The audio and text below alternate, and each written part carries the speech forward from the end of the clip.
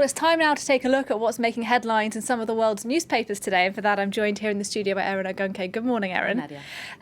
You're going to be starting us off with the idea of vaccine passports, and that is something that's gaining traction here in France. Yeah, that's right, Nadia. Both increasingly popular and increasingly controversial.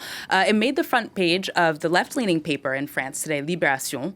The paper noting that a growing portion, of course, of the tourism industry is asking the French government to allow the use of these documents to kind of revitalize the sector after everything that's happened with the pandemic. Now, these documents, of course, would show proof of vaccination against COVID-19 and permit travel accordingly.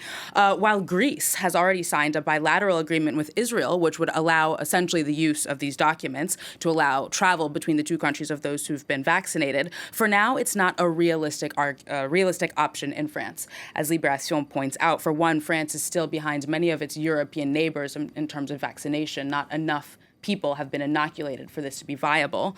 And of course, there are major concerns about privacy amongst the French public. Erin, it goes without saying, though, that the tourist industry isn't the only one that's been affected by these coronavirus restrictions. Yeah, that's correct, Nadia. And that is really the point of a piece published today in the conservative German paper, Frankfurter Allgemeine, this morning.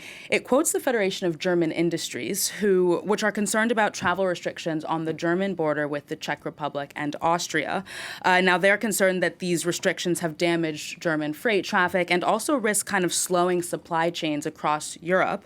Now, the unionists kind of argued in this, quoted in this paper, argue that truck drivers shouldn't be required to present any documents at all because they're isolated, because they're kind of just delivering merchandise, they're in their truck, they don't have contact with the public. So the representatives in this piece say that things like self-COVID tests should be enough, that we don't need vaccine passports and that we don't need these kind of online digital documents that show how many tests have been done, how many have been negative, positive, etc. Okay, staying with the pandemic story, Erin, another French newspaper today is hailing a particular decision by Emmanuel Macron. Tell us about it. That's right, Nadia. I think one that we've all have been kind of affected by. The cover of right-leaning paper Le Figaro reads, "Non-confinement, did Macron win his bet?" That is because Emmanuel Macron in late January made the decision not to impose a third national lockdown, but instead to impose a 6 p.m. curfew nationwide. The editorialist of the Figaro argues that this decision was an excellent one, and this came, despite warnings from health officials and scientists that said that if we didn't go into lockdown, infections would skyrocket. The paper said that hasn't happened. Not only has that not happened, but they say the spread even shows some signs of slowing in France. The paper does go on to call for prudence, however, for caution, not only about the virus, but also about giving Macron's government too much credit. I quote the paper saying the Macron's government's fails on masks, testing, tracing, and more recently vaccination far outweigh the benefits of the decision not to go into lockdown. Interesting stuff, Erin. Thank you. Let's go to the United States now. In New York, there's been a big change, both for couples and for single people who are trying to start a family. Tell us what's been decided. Yes, the state of New York joined most other states in the United States on Monday by legalizing paid gestational surrogacy. Now, that's the process whereby a woman carries a child for anybody that she's not related to in exchange for money. Now, the state of New York will have some of the strongest protections for surrogates in the nation.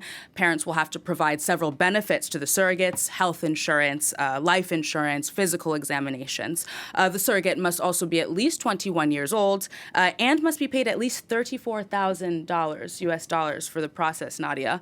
But I want to move on to a piece by the New York Times, which basically profiles a few women who explain why they decided to become surrogates. This piece arguing that, this is a really controversial process, many often arguing that it's even exploitative, that it allows, people to prey on women who are of lower incomes, disadvantaged. Well, several of the women quoted in this piece reject that idea, one of them saying that she is a former Marine, she's been a surrogate 3 times, and most of them say that they were inspired to become surrogates often because of very personal and intimate connections to infertility.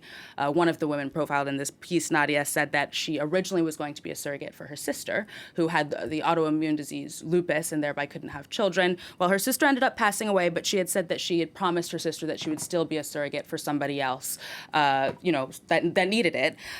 So the article also notes finally that only a fraction actually of applications for surrogacy are qualify and are go on to be accepted, they have to undergo kind of intense psychological screening, which often removes applicants who are really dependent on money or who are focused on making money. Okay, really interesting development there then in New York, Erin. Just before we let you go, though, you have something quite different for us. This is a business here in France that gives a second chance to something that perhaps all of us can relate to. What is it? That's right, Nadia. It's what she describes as orphaned socks. And like you say, I think most of us have all been in that horrifying situation where we open up the drying or washing machine and see that we have just one of what is supposed to be a pair.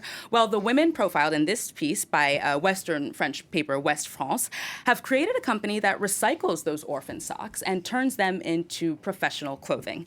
Now, there's no shortage of material for them. The two women say that they receive up to 2 tons of socks, of orphan socks per year, donations from individuals or companies. And so it's an ethical business all around, not only because they're using kind of the circular recycling economy, but also because all of their employees are either handicapped or vulnerable people who have been out of the job market for a while. I love that, and I could definitely donate. Erin, thank you very much indeed. Erin Ogunki there with a spin through today's newspapers on the programme.